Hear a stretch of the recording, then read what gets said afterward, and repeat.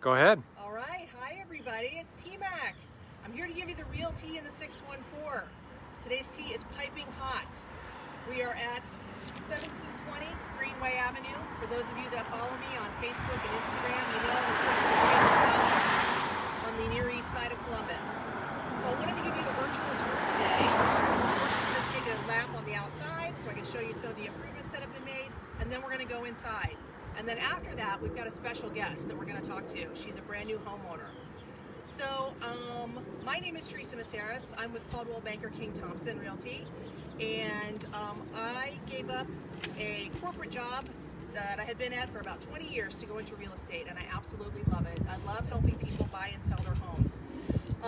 So let me tell you a little bit about this area. The neighborhood that we're in. Oh, let me introduce my cameraman. Today's cameraman is Joel Maceras. For those of you that know Joel, he's got an iPhone 11, so he's helping me out today. It is Sunday, by the way. It's raining a little bit, so we'll try not to stay outside too long. But let me just tell you a little bit. This area is called Woodland Park, and I'm going to read right off some things I got off of Wikipedia. Woodland Park is a residential neighborhood. It's on the Near East side of Columbus, as I mentioned. It houses about 1,500 residents. It was established in the early 20th century, and it was one of the first planned communities, and it's very near an extension of Ohio State Medical Center. So I wanted to mention to some of you, if you work for the university, there might be some down payment assistance that you can use.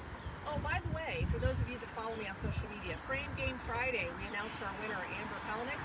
These are the frames that won, so congratulations, Amber. And I just wanted to mention that our next contest is going to be Barbie or better, so I know you're going to be looking Woodland Park is one of Columbus's first planned neighborhoods. It's named Woodland Avenue and the Woodland Park Edition. It was a subdivision that started as early as 1899. The first homes were built in the mid-1800s. As I said, it's located near the Near East side of Columbus, Ohio. So for those of you that are really into, well, first of all, if you want to be close to downtown. Secondly, if you really like the idea of living near Old Town East, this is the perfect location for you. The boundaries of this are Clifton Avenue to the north, Long Street to the south, Woodland Avenue to the east, and Parkwood Avenue to the west. Woodland Park is adjacent to the neighborhoods of Shepherd to the north, Franklin Park to the south, Eastgate to the east, and King Lincoln, Bronzeville, and Mount Vernon to the west. King Lincoln, many of you should be familiar with that name, was originally known as Bronzeville by the residents of the community. It was renamed King Lincoln District by Mayor Michael B. Coleman. The residential area of Woodland Park is made up of large homes, mansions, townhomes, bungalows, and the styles of Woodland Park homes range from Queen Anne, Tudor, Greek Revival, Cape Cod, Colonial Revival, and Dutch Colonial styles. One interesting fun fact, artist Emerson Burkhart moved to Woodland Park in the mid-20th century and lived at 223 Woodland Avenue until his death in 1969, so that's right down that street. Burkhart quickly established himself to be a Columbus institution. Burkhart became known for his portraits and street scenes of Columbus, so look him up, Emerson Burkhart. Also, Woodland Park is home to East High School, very famous high school. It's a historic public school located at 1500 East Broad Street. It's part of Columbus City Schools. So if you're down in this area, you're looking for Columbus City Schools, this is a great place to be. The Franklin Park Conservatory is located just south of Woodland Park on the south side of Broad Street. So there's a lot to see and do down here, folks. If you like this, if you want to be close to downtown, this is the place to be. So we're going to take a look at the house real quick, and then we're going to go inside.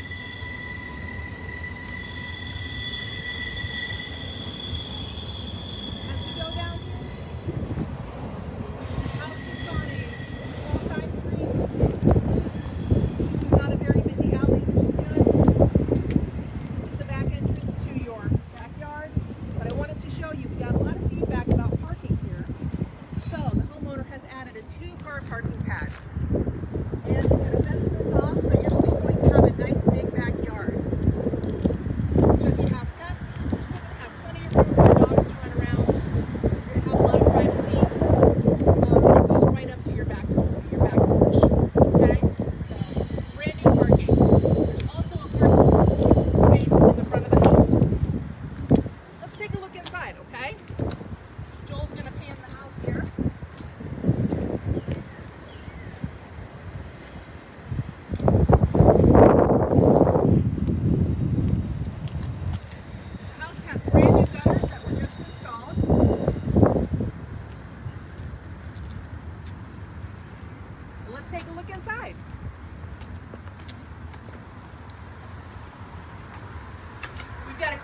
porch here so you can sit out in the summertime and have your margaritas and spy on all your neighbors. Speaking of neighbors, I just wanted to mention our folks over here, which we won't show, but they are also remodeling their home, so you might hear some construction noise occasionally, but they're really great people. I've met them several times. Let's take a look inside.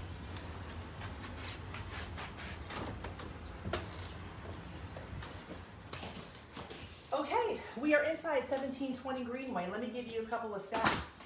This home has 3 bedrooms. It has 1.5 bathrooms, which is really cool because in this area, not a lot of these homes have more than 1 bathroom. So this house has 1.5.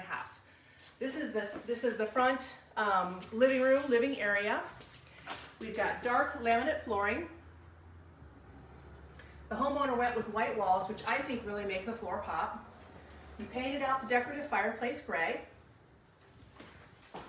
We have a coat closet over here. So this has some good space. This could easily fit a small sectional sofa.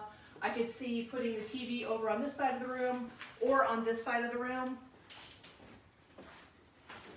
Thank you, Joel. Mm-hmm. We're going to swivel around. We're going to go into this giant formal dining room. You know, a lot of these older houses had formal dining rooms, and I know a lot of people may not use them, but I personally do. Our family uses our dining room, especially for holidays. So we're going to go ahead and go in here. The same flooring carried throughout. We've got this beautiful light fixture here. And then we've got 3 windows that look out onto your backyard.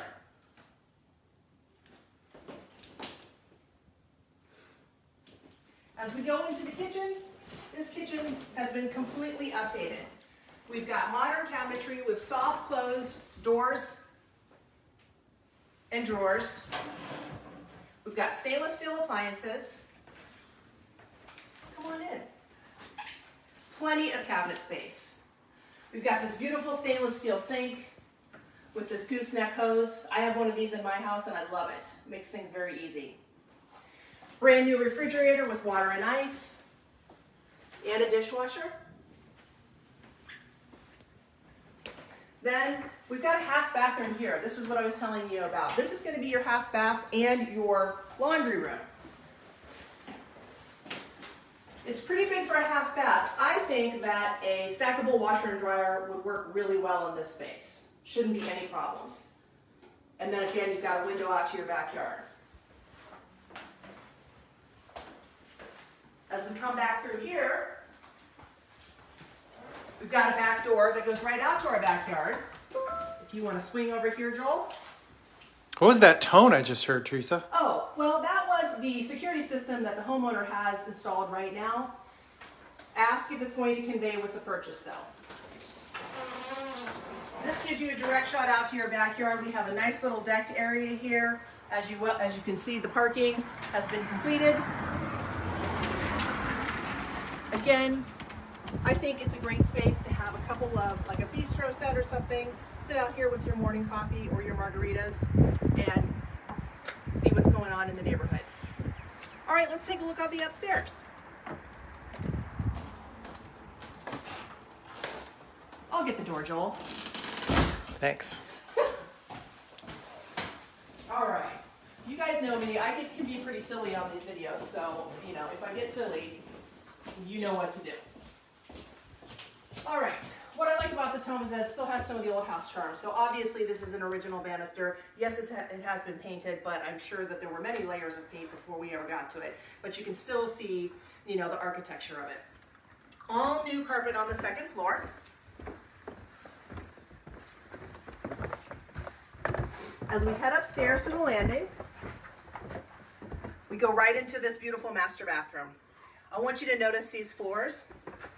These are marble basket weave floors. We have a beautiful giant shower with a nice giant pan head shower head.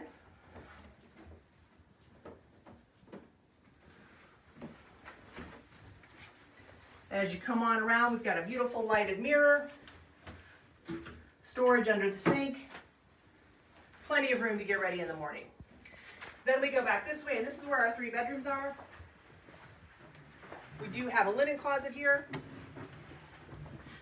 We head on back here. one of the 3 bedrooms. We currently have it staged as an office. Could easily be a nursery. All 3 of the bedrooms have closets, nice big closets with closet systems. All of the rooms have ceiling fans to help with circulation.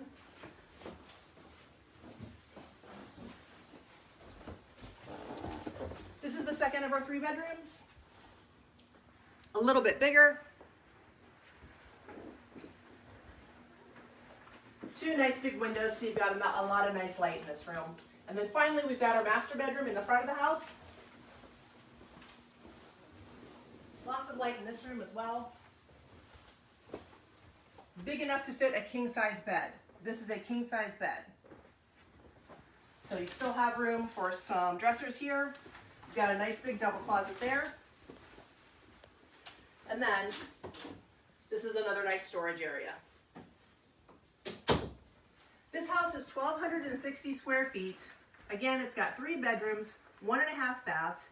It's currently on the market for $179,000. We are open to taking offers. We have lots of interest in this property. So please come out and make an appointment, or we can show it to you anytime virtually, or you can look up this video as well because it will be on my YouTube channel. If you want to, you can subscribe to my YouTube channel. It's just Teresa Maceras on YouTube, and you can find me there. But as always, look me up at therealty.614 on Facebook or therealty.614 on Instagram. Let's go back downstairs. I think we've got a special guest today.